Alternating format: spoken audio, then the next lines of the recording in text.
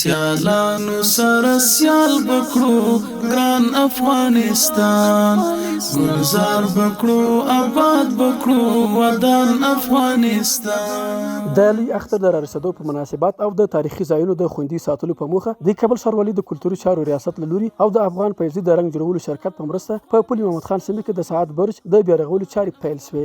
د کابل ښاروالۍ د کلتوري چارو رئیس قاري ولی ګل جواد په دې اړه ویل چې د تاریخي ارزښتونو ساتل او د ښاري ښکلا رامنځته کول د کابل ښاروالۍ له کاري لومړیتوبونو څخه دي چې په همدې موخه د ساعت برج د بیا رغولو چارې پیل کړې. د نوموړي په وینا کابل ښاروالۍ د ارزول شوو پلانونو له مخې ښاري ښکلا ته پاملرنه کوي چې دا کار ښاریانو ته یو ښه او امید لرونکي احساس ورکوي او د خلکو په رواني لید کې غوره بدلون راولي. د ښاغلي جواد په وینا د ساعت برج د بیا رغولو په پروژه کې د برج رنګول، د ښکلا د څراغونو نصبول، د کټارو بیا جوړونه او د زرغونې سیمې پراختیا شامل دي. دغه تاریخي څلي په عمومي سطحه ښکلا، رنګ او د لایټینګ سیستم د اختر د استقبال او د راتګ په خاطر باندې په نظر کې نیول شوی. ان شاء الله د منګه کارونه شروع شوي دي او زر ده چې دا کارونه به خلاص او د کابل ښاریان به د اختر په ورځو کې له دغه ښکلا او ښایست څخه خوند واخلي. په وروستیو کې د ښار په نوموتو سیمو او څلورلارو کې د ښاري ښکلا سمبولونه جوړ او بیا ورغوي. دغه برج 1 متره لوړوالی او 15 متره قطر لري چې په 3 پوړونو او 6 ځلي بڼه جوړ شوی دی. بیا په خاوره میړنۍ دائم بکړو قائم بکړو جهان افغانستان، دائم بکړو قائم بکړو جهان افغانستان. سیالانو سره سیال بکړو ګران افغانستان، گلزار بکړو آباد بکړو ودان افغانستان، گلزار بکړو آباد بکړو ودان افغانستان. د کابل ښاروالۍ له لوري او د ملګرو ملتونو د خدمتونو ادارې یونپس په مالي ملاتړ د 15مې ناحیې اړوند د پنجست فامیلیو په غرنیزه سیمه کې د لښتې په ګډون د 800 متره په اوږدوالي او 15.8 متره سور په درلودو سره د یوه سړک د جوړولو چارې روانې دي. په 15مه ناحیه کې په 5م ګذر کې نوآباد په ساحه کې موقعیت لري، 800 متره اوږدوالی لري او 15.8 سانتي متره عرض دی چې په دې کې 15 متره سړک او 8 سانتي متره جوړچه ده. د دې پروژې له لارې د سیمې 400 اوسېدونکو ته کاري بوختیاوې رامنځته شوي دي. د سیمې خلک اوس مهال له ښاري پلانونو او پروګرامونو خوښ دي او له کابل ښاروالۍ سره یې د پروژې په پلي کېدو کې مرسته کړې ده. مشکلات ما نه ایجا کدام کلینیکی بود، نه ایجا کدام سرک پخته بود، نه ایجا کدام راه بود. حالا الحمدلله شکر که اینش بدمی طول 2 سال میشه یا 2.5 سال میشه یا 3 سال میشه که فضل خدا کار در هر جای، در گوشه کابل، در هر جای جریان داره. ما از پخته شدن و آباد شدن سایه ما بسیار خوش هستیم، چون بعضی مشکلات هایی که بود در سابقه اینجا سایه مرور نبود، یک ذره سرک یک ذره مشکل ساز شده و مردم به مریضی، به جنازه، به بعضی مشکلات مردم یک ذره بر جنجال بوده. سرګن کړو شاهینا خزانو ته مست بهار برا سرګن کړو، شاهینا خزانو ته مست بهار برا سرګن کړو.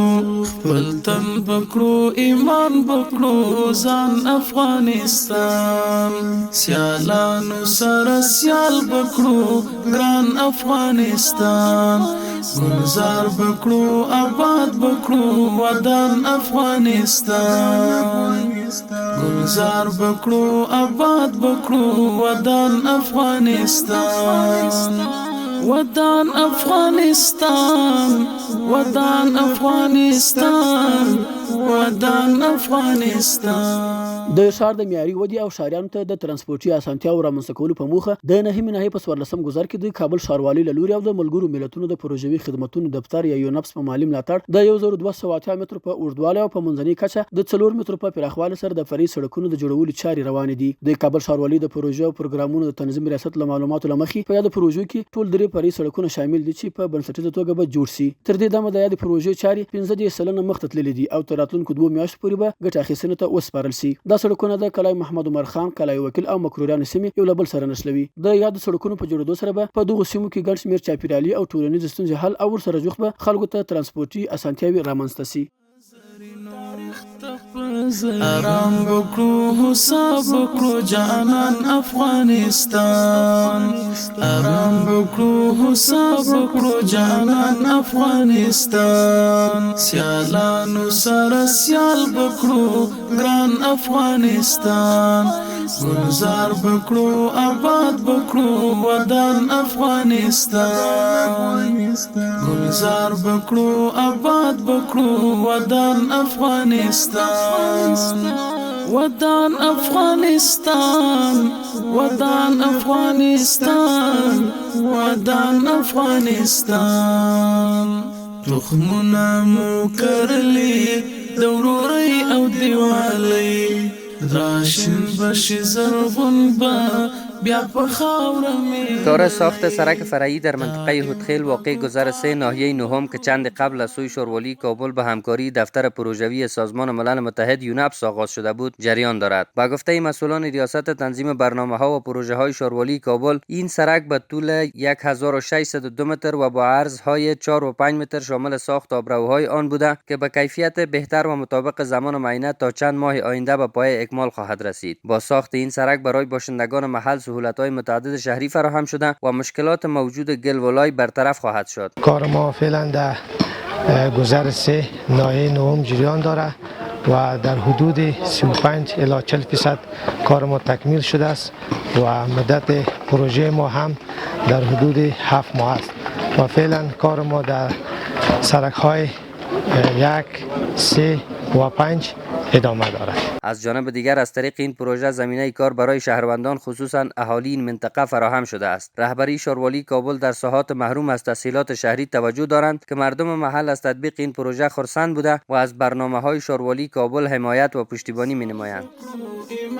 افغانستان سیالانو سره سیال بکړو ګران افغانستان گلزار بکړو آباد بکړو ودان افغانستان گلزار بکړو آباد بکړو ودان افغانستان ودان افغانستان ودان افغانستان. شوروالی کابل به مناسبت عید سعید الاضحی در زونهای مختلف سطح شهر برای ایجاد سهولت شهروندان و جلوگیری از تخریب تأسیسات شهری و شیوع امراض محل‌های فروش مواشی را تعیین کرده است. این محل‌ها قرار ذیل معرفی می شود. منطقه قلعه برقی عقب حوزه 8 امنیتی واقع ناحیه 8 که ناحیه اول و 22 همجوار آن می باشد. نخاس کمپانی واقع ناحیه 5 که نواحی 13 و 14 همجوار آن می باشد. منطقه قلعه چونغر واقع ناحیه 13 که نواحی 5 6 و 14 همجوار آن می باشد. ساحه عقب قصر دارالمان واقع ناحیه 6 که نواحی 3 و 7 همجوار آن می باشد. سرک میدان هوایی میان فاز اول و 3 شهرک آریا واقع ناحیه 10 که نواحی همجوار آن 2 4 9 11 و 15 می باشد. سرک 60 متری قلعه زمانخان منطقه الوخیل واقع ناحیه 16 که نواحی 9 12 همجوار آن می باشد. چهارراهی ماموریت سرک زناباد نزدیک پوهنتون مستقبل واقع ناحیه 12 که نواحی 8 21 و 22 همجوار آن می باشد. سرک کابل پروان منطقه کاریزمیر واقع ناحیه 17 که با ناحیه 11 همجوار است. همچنان در سایه پلچرخی در نزدیکی حده زون شرق محل خرید و فروش مواشی به شهروندان نواحی 18 و 19 و به شهروندان ناحیه 20 محل خرید و فروش مواشی بازار چهار آسیاب نورسیده به منطقه دو سرکه تعیین شده است. شهروندانی که میخواهند مواشی بگیرند از طریق آدرس های فوق سهولت فراهم گردیده تا به راحتی به نزدیکترین آدرس جهت خرید مراجعه نمایند. برای فروشندگان مواشی تفهیم شده است که از محل های تعیین شده در فروش قربانی ایام عید سعید الاضحی استفاده شود. در صورت مشاهده تخلف با آنان برخورد قانونی خواهد شد. فروش مواشی در اماکن عمومی و دیگر ساعات شهری جدا ممنوع می باشد. محلات تعیین شده برای تأمین سلامت صحت شهروندان از شیوع امراض گوناگون نیز کار با اهمیت و ارزش است. سیالانو سره سیال بکړو ګران افغانستان گلزار بکړو آباد بکړو ودان افغانستان.